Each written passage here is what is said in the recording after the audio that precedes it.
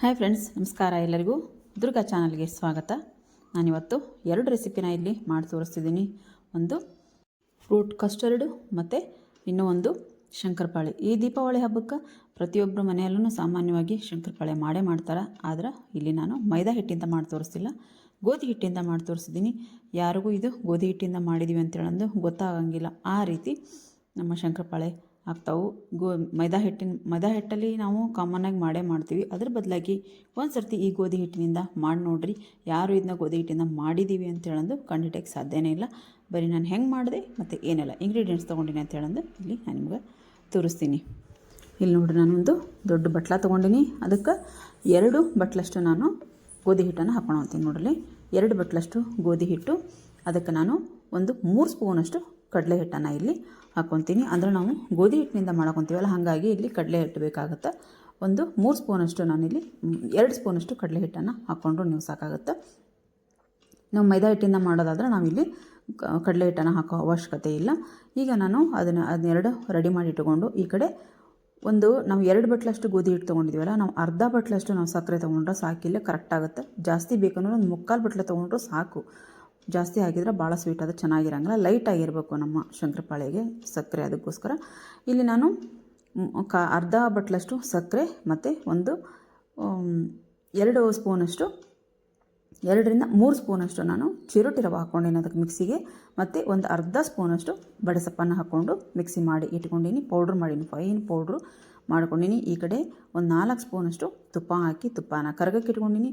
ನಾನಿಲ್ಲಿ ಸಕ್ಕರೆ ಮತ್ತು ಬಡೆಸೊಪ್ಪು, ಚಿರೋಟಿ ರವೆ 3 ಸ್ಪೂನಷ್ಟು ಚಿರೋಟಿ ರವೆ ತೊಗೊಂಡಿನಿ. ನಾನು ಅಷ್ಟನ್ನು ನಾನೇನು ಮಿಕ್ಸಿ ಪೌಡ್ರ್ ಮಾಡ್ಕೊಂಡಿದ್ನಲ್ಲ, ಅದನ್ನೇ ಇದಕ್ಕೆ ನಾನು ಕಡಲೆ ಹಿಟ್ಟು ಮತ್ತು ಗೋಧಿ ಹಿಟ್ಟು ಹಾಕಿಟ್ಟಿದ್ನಲ್ಲ, ಅದಕ್ಕೆ ಹಾಕಿ ಚೆನ್ನಾಗಿದ್ದನ್ನ ಮಿಕ್ಸ್ ಮಾಡ್ಕೊತೀನಿ. ನಾನು ಇದು ಬುಟ್ಟಿ ಭಾಳ ಸಣ್ಣದಾಗುತ್ತದೆ, ಹಾಗಾಗಿ ಒಂದು ಸ್ವಲ್ಪ ದೊಡ್ಡ ಬುಟ್ಟಿನ ತೊಗೊಂಡು ನಾನು ಇದಕ್ಕೆ ಹಾಕ್ಕೊಂಡು ಅದನ್ನು ಕರೆಕ್ಟಾಗಿ ನಾನು ಮಿಕ್ಸ್ ಮಾಡ್ಕೊತೀನಿ. ಮಿಕ್ಸ್ ಮಾಡ್ಕೊತಾನೆ ನಾನು ಇದಕ್ಕೆ ತುಪ್ಪ ಏನು ಕಾಯಿಸಿಟ್ಟಿದ್ನಲ್ಲ, ಆ ತುಪ್ಪನ ಇದಕ್ಕೆ ಹಾಕ್ಕೊತೀನಿ. 4 ಸ್ಪೂನಷ್ಟೇ ಸಾಕು ನಮಗಿಲ್ಲಿ ತುಪ್ಪ. ಜಾಸ್ತಿ ತುಪ್ಪ ಹಾಕೋದು, ಡಾಲ್ಡಾ ಹಾಕೋದು ಏನು ಬೇಡ. ಇಲ್ಲಿ ಬರೀ 4 ಸ್ಪೂನಷ್ಟು ನಾನು ತುಪ್ಪ ಹಾಕ್ಕೊಂಡು ಶಂಕರಪಾಳೆನ ಮಾಡಾಕೊಂತೀನಿ.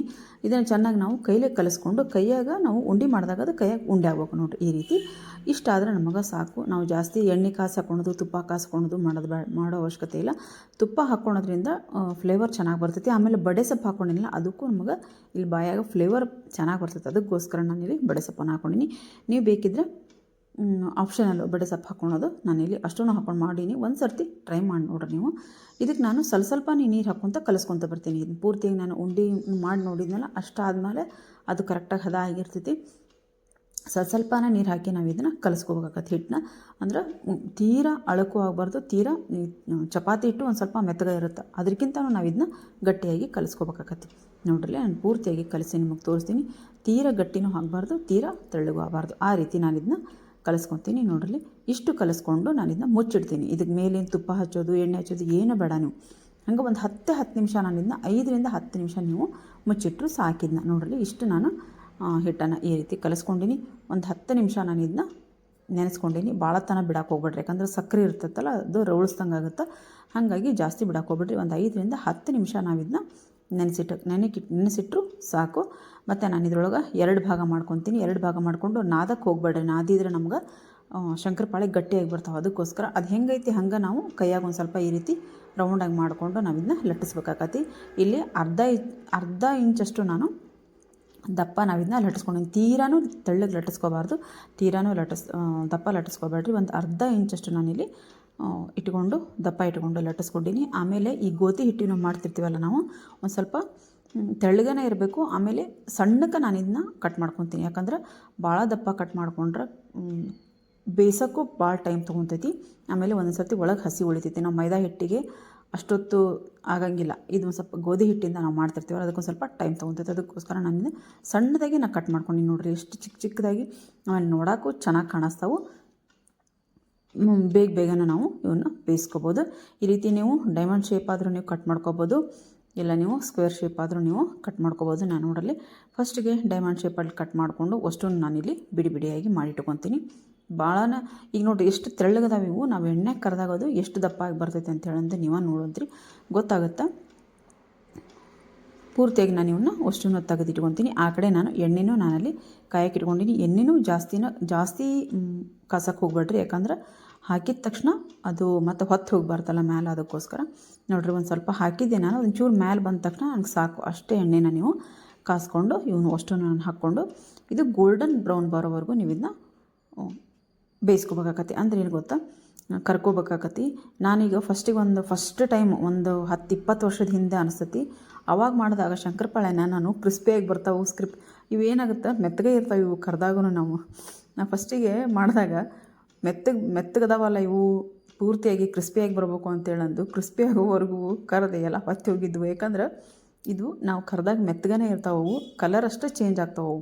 ಅದಕ್ಕೋಸ್ಕರ ನನಗೆ ಬರ್ತಾ ನಾನು ಅಡುಗೆ ಮಾಡ್ಕೊತ ಬಂದಾಗ ನನಗೆ ಗೊತ್ತಾಗೈತಿ, ಒಂದು 20-22 ವರ್ಷದ ಹಿಂದಿನ ಮಾತಿದು.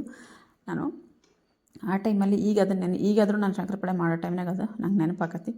ನೋಡ್ರಲ್ಲ, ಇಷ್ಟಾದರೆ ನಮಗೆ ಕಲರ್ ಸಾಕು. ಇಷ್ಟು ಕಲರ್ ಆದರೆ ನಾವು ಎಣ್ಣೆಗಿಂತ ತೆಗಿತೀವಲ್ಲ, ಅದು ಎಣ್ಣೆ ಬಿಸಿಗೆ ಚೆನ್ನಾಗದು ತನ್ನ ಕಲರ್ಗೆ ಬಂದುಬಿಡ್ತೈತಿ. ನೋಡ್ರಲ್ಲ ಎಷ್ಟು ಚೆನ್ನಾಗಿ ನಾವು ಎಷ್ಟು ತೆಳ್ಳಗೆ ನಾವು ಕಟ್ ಮಾಡ್ಕೊಂಡಿದ್ದೀವಿ ಅಂತ, ಅರ್ಧ ಇಂಚಷ್ಟು ನಾವು ಕಟ್ ಮಾಡ್ಕೊಂಡಿದ್ವಿ. ಅಷ್ಟರಲ್ಲೇ ಇನ್ನೂ ನೋಡಿರಿ ಎಷ್ಟು ಚೆನ್ನಾಗಿ ಉಬ್ಬಿ ಬಂದಾವು. ಆಮೇಲೆ ಅಷ್ಟೇ ಕ್ರಿಸ್ಪಿ ಬರ್ತಾವೆ. ನೀವು ಒಂದು ಸರ್ತಿ ಟ್ರೈ ಮಾಡಿ ನೋಡ್ರಿ. ಯಾಕಂದರೆ ಇದನ್ನ ನಾವು ಮೈದಾ ಹಿಟ್ಟಿಂದ ಅವಾಗವಾಗ ಮಾಡ್ತಿರ್ತೀವಿ.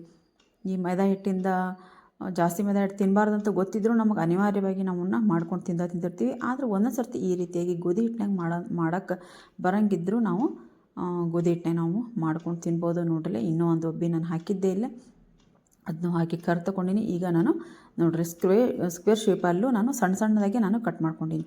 ಭಾಳನೇ ಸಣ್ಣದಾಗಿ ಕಟ್ ಮಾಡ್ಕೊಂಡು ಇವನ್ನ ನಾನು ಮತ್ತು ಇವನು ಅಷ್ಟನ್ನು ನಾನು ತಗೊಂಡೆ. ಕಲರು ಅಷ್ಟೇ ಚೆನ್ನಾಗಿ ಬರ್ತಾವೆ, ಬಾಯಾಗು ಅಷ್ಟೇ ಟೇಸ್ಟ್ ಇರ್ತಾವೆ. ಜಾಸ್ತಿ ಸಕ್ಕರೆ ಹಾಕಿದರೆ ನಿಮಗೆ ಶಂಕರಪಾಳೆ ಚೆನ್ನಾಗಿ ಅನ್ಸಂಗಿಲ್ಲ. 2 ಬಟ್ಲಿಗೆ ನೀವು ಅರ್ಧ ಬಟ್ಲಷ್ಟು ಸಕ್ಕರೆ ಹಾಕ್ಕೊಂಡ್ರೂ ಮನಾಗಿ ಆಗುತ್ತೆ ಇದಕ್ಕೆ. ಯಾಕಂದರೆ ಶಂಕರಪಾಳೆಗೆ ನಮಗೆ ಲೈಟಾಗೇ ಇರಬೇಕು ಸ್ವೀಟು. ನೋಡ್ರಲ್ಲಿ ಎಷ್ಟು ಕ್ರಿಸ್ಪಿ ಆಗಿದಾವಂತ ಅಂದ್ರೆ ಅವು ನೀವು ಮಾಡಿದಾಗಲೇ ನಿಮಗೆ ಗೊತ್ತಾಗುತ್ತೆ. ನಾನು ಇಲ್ಲಿ ಮುರಿದು ಸಹಿತ ತೋರ್ಸಾಕೊಂತೀನಿ ನಿಮಗೆ. ನೋಡ್ರಲ್ಲಿ ಎಷ್ಟು ಚೆನ್ನಾಗಿ ಕೈಯಾಗ ಸಹಿತ ಇವು ಮುರಿದು ತೋರ್ಸಾಕೊಂತೀನಿ ನಾನು. ಆಮೇಲೆ ಅಷ್ಟು ಕ್ರಿಸ್ಪಿನೂ ಆಗ್ಯಾವು ನೋಡ್ರಲ್ಲಿ.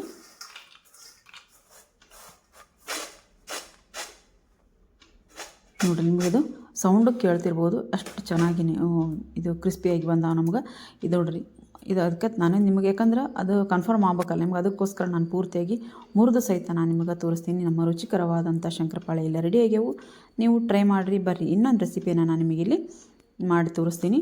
ಅದು ಫ್ರೂಟ್ ಕಸ್ಟರ್ಡ್ ನಾನು ಇಲ್ಲಿ ಮಾಡಿ ತೋರಿಸ್ತೀನಿ. ಯಾಕಂದ್ರೆ ಹಬ್ಬಕ್ಕೆ ಹಣ್ಣೆಲ್ಲ ತಂದಿರ್ತೀವಲ್ಲ, ಉಳಿದಿರ್ತಾವೆ, ಅವನ್ನ ನಾವು ಇಲ್ಲಿ ಮಾಡಿ ತೋರಿಸ್ತೀನಿ. ರುಚಿಕರವಾದಂಥ ಒಂದು ಶಂಕರಪಾಳೆ ಅಂತೂ ರೆಸಿಪಿ ರೆಡಿ ಆಗೈತಿ. ಬರ್ರಿ, ಈಗ ನಾನು ಫ್ರೂಟ್ ಕಸ್ಟರ್ಡನ್ನು ಮಾಡೋದಂತ ತೋರಿಸ್ತೀನಿ. ಒಂದು ಪಾತ್ರೆಗೆ 1.5 ಲೋಟದಷ್ಟು ಹಾಲನ್ನು ಹಾಕ್ಕೊಂಡಿನಿ. ನಾನಿಲ್ಲಿ 1.5 ಲೋಟ ಹಾಲು ಹಾಕ್ಕೊಂಡು ನಾನು ಸ್ವಲ್ಪನೇ ಮಾಡಾಕೊತೀನಿ. ಹಾಗಾಗಿ 1.5 ಲೋಟದಷ್ಟು ಹಾಲು ಹಾಕ್ಕೊಂಡಿನಿ. ನಿಮ್ಗೆ ಜಾಸ್ತಿ ಬೇಕಿದ್ರೆ ನೀವು ಜಾಸ್ತಿ ಹಾಕ್ಕೊಂಡು ಮಾಡ್ಕೋಬೋದು. ಹಾಗೆ 2 ಸ್ಪೂನಷ್ಟು ಸಕ್ಕರೆನೂ ಹಾಕ್ಕೊಂಡಿನಿ ನಾನಿಲ್ಲಿ. ಸಕ್ಕರೆ ನಿಮಗೆ ಎಷ್ಟು ಸಕ್ಕರೆ ತಿನ್ನೋದು ಜಾಸ್ತಿ ಬೇಕಿದ್ರೆ ಜಾಸ್ತಿ, ಕಡಿಮೆ ಬೇಕಿದ್ರೆ ಕಡಿಮೆ ಹಾಕ್ಕೋಬೋದು. ನಾನು 1.5 ಲೋಟಕ್ಕೆ 2 ಸ್ಪೂನಷ್ಟು ಸಕ್ಕರೆ ಹಾಕ್ಕೊಂಡಿನಿ. ಅದು ಅಲ್ಲಿ ಹಾಲು ಕಾಯ್ತಾ ಐತಿ. ಈ ಕಡೆ ನಾನು ಕಸ್ಟರ್ಡ್ ಪೌಡರ್ನ ರೆಡಿ ಮಾಡ್ಕೊಳಂತೀನಿ. ನೋಡ್ರಿ, ಹಾಲು ಬಿಸಿಯಾಗಿರೋದನ್ನು ನಾನು 1 ಸ್ಪೂನಷ್ಟು ಕಸ್ಟರ್ಡ್ ಪೌಡ್ರನ್ನ ತೊಗೊಂಡಿನಿ. ವೆನಿಲ್ಲಾ ಕಸ್ಟರ್ಡ್ ಪೌಡ್ರ್ ನಾನಿಲ್ಲಿ ತೊಗೊಂಡಿರೋದು 1 ಸ್ಪೂನ್ ಹಾಕ್ಕೊಂಡಿನಿ. ಹಂಗೆ ಒಂದು ಸ್ವಲ್ಪ ಹಸಿ ಹಾಲು ಹಾಕಿದರೆ ಒಂದು ಸ್ವಲ್ಪ ಗಂಟಾಗುತ್ತೆ ಅಂತ ಹೇಳಿದ್ರೆ ನಾನು ಕಾಯಕ್ಕೆ ಇಟ್ಟಿದ್ದೆನಲ್ಲ ಅದೇ ಹಾಲನ್ನು ಸ್ವಲ್ಪ ಹಾಕ್ಕೊಂಡಿಲ್ಲಿ ಮಿಕ್ಸ್ ಮಾಡ್ಕೊಳಂತೀನಿ. ಮಿಕ್ಸ್ ಮಾಡಿಕೊಂಡು ಗಂಟು ಆಗದೇ ಇರೋ ರೀತಿ ಇದನ್ನ ಮಿಕ್ಸ್ ಮಾಡ್ಕೋಬೇಕು. ಈ ಕಡೆ ಹಾಲು ಬಿಸಿಯಾಗಿದ್ದಾವೆ, ಮೊದಲೇ ಹಾಲು ಕಾದಿರೋ ಹಾಲವು. ಮತ್ತು ಒಂದು ಸ್ವಲ್ಪ ಬಿಸಿ ಮಾಡ್ಕೊಂಡು ನಾನು, ಯಾಕಂದ್ರೆ ಈ ಹಣ್ಣಿಗೆ ಹಾಕಬೇಕಂತೇಳಂದು ಇದು ಬಿಸಿ ಮಾಡಿಕೊಂಡು ನೋಡ್ರಿ ಒಂದು ಸ್ವಲ್ಪ 1-2 ರಿಂದ 3 ನಿಮಿಷ ಇದನ್ನ ಕುದಿಸ್ಬೇಕಾಗತ್ತೆ. ನೀವು ಕಲಿಸ್ಕೊಂತ ಅದನ್ನ ಕೈಯಾಡಿಸ್ಕೊತಾನೆ ನೀವು ಅದನ್ನ ಕಸ್ಟರ್ಡ್ ಪೌಡ್ರ್ ಹಾಕಿ ಚೆನ್ನಾಗಿ 1-2 ರಿಂದ 3 ನಿಮಿಷ ಕುದಿಸ್ಕೊಂಡ್ರೆ ಅದೊಂದು ಸ್ವಲ್ಪ ಗಟ್ಟಿ ಆಗುತ್ತೆ. ಈಗ ಒಂದು ಸ್ವಲ್ಪ ನಾನು ಅದು ಗ್ಯಾಸ್ ಆಫ್ ಮಾಡಿ ಅದಕ್ಕೆ ಏಲಕ್ಕಿ ಪೌಡ್ರನ್ನ ಹಾಕ್ಕೊಂಡಿನಿ. ಇದನ್ನೊಂದು ಸ್ವಲ್ಪ ಆರಕ್ಕೆ ಬಿಡೋಣ. ಆರಾಕ್ಬಿಟ್ಟು ಈ ಕಡೆ ನಾನು ಹಣ್ಣನ್ನು ರೆಡಿ ಮಾಡ್ಕೊತೀನಿ. ಇಲ್ಲಿ ನಾನು ಜಾಸ್ತಿ ಹಣ್ಣನ್ನು ಹಾಕ್ಕೊಂಡಿಲ್ಲ. ನಮ್ಮ ಮನೆ ಬಾಳೆಹಣ್ಣು, ಸೇಬು ಹಣ್ಣು ಮತ್ತು ದಾಳಂಬ್ರಿ ಹಣ್ಣು ಅಷ್ಟೇ ಇರೋದ್ರಿಂದ ನಾನು ಅಷ್ಟನ್ನೇ ಸಣ್ಣದಾಗಿ ಕಟ್ ಮಾಡಿಕೊಂಡು ಇಲ್ಲಿ ಹಾಕ್ಕೊಂಡಿನಿ. ಮತ್ತು ಮೇಲೆ ಒಂದು ಸ್ವಲ್ಪ ಬಾದಾಮಿ ಮತ್ತು ಗೋಡಂಬಿನ ಹಾಕ್ಕೊಂಡು ನಮ್ಮ ಇಲ್ಲಿ ಕಸ್ಟರ್ಡ್ ಫ್ರೂಟ್ ಸಲಾಡನ್ನು ನಾನು ರೆಡಿ ಮಾಡ್ಕೊಂಡಿದ್ದೀನಿ. ಊಟ ಆದಮೇಲೆ ತಿನ್ನೋದಕ್ಕಂತೂ ಭಾಳ ಚೆನ್ನಾಗಿರ್ತೈತಿ. ನಿಮಗೆ ಈ 2 ರೆಸಿಪಿ ನಿಮಗಿಲ್ಲೇ ಇಷ್ಟ ಆಗಿದಾವೆ ಅಂತ ತಿಳ್ಕೊಂಡಿದ್ದೀನಿ. ದಯವಿಟ್ಟು 2 ರೆಸಿಪಿನ ನೀವು ಮನ್ಯಾಗ ಟ್ರೈ ಮಾಡಿ ನೋಡಿರಿ. ಗೋಧಿ ಹಿಟ್ಟಿನ ಶಂಕರಪಾಳೆ ಮತ್ತು ಈ ಫ್ರೂಟ್ ಕಸ್ಟರ್ಡ್ ಸಲಾಡನ್ನು ನೀವು ಮನ್ಯಾಗ ಟ್ರೈ ಮಾಡಿ ನೋಡಿರಿ, ಹೆಂಗೆ ಬಂದಿತ್ತು ಅಂತೇಳಿದು ಕಮೆಂಟ್ ಬಾಕ್ಸಲ್ಲಿ ಕಮೆಂಟ್ ಹಾಕಿ ಫ್ರೆಂಡ್ಸ್. ಹಂಗೆ ರೆಸಿಪಿಗಳು ಇಷ್ಟ ಆದರೆ ದಯವಿಟ್ಟು ಒಂದು ಲೈಕ್ ಮಾಡಿರಿ, ಶೇರ್ ಮಾಡಿರಿ. ಮತ್ತು ನನ್ನ ಚಾನಲ್ನ ಯಾರೆಲ್ಲ ಸಬ್ಸ್ಕ್ರೈಬ್ ಮಾಡ್ಕೊಂಡಿಲ್ಲ ದಯವಿಟ್ಟು ಸಬ್ಸ್ಕ್ರೈಬ್ ಮಾಡಿಕೊಂಡು ಸಪೋರ್ಟ್ ಮಾಡಿ. ರೆಸಿಪಿಗಳನ್ನು ಟ್ರೈ ಮಾಡಿರಿ, ಹೆಂಗೆ ಬಂದು ಅಂತೇಳಂದು ದಯವಿಟ್ಟು ಕಮೆಂಟ್ ಬಾಕ್ಸಲ್ಲಿ ಕಮೆಂಟ್ ಹಾಕಿ. ಮತ್ತೆ ಮುಂದೆ ಒಂದು ಒಳ್ಳೆ ವಿಡಿಯೋದೊಂದಿಗೆ ನಾನು ಬರ್ತೀನಿ. ಅಲ್ಲಿವರೆಗೂ ಬಾಯ್ ಫ್ರೆಂಡ್ಸ್, ಬಾಯ್.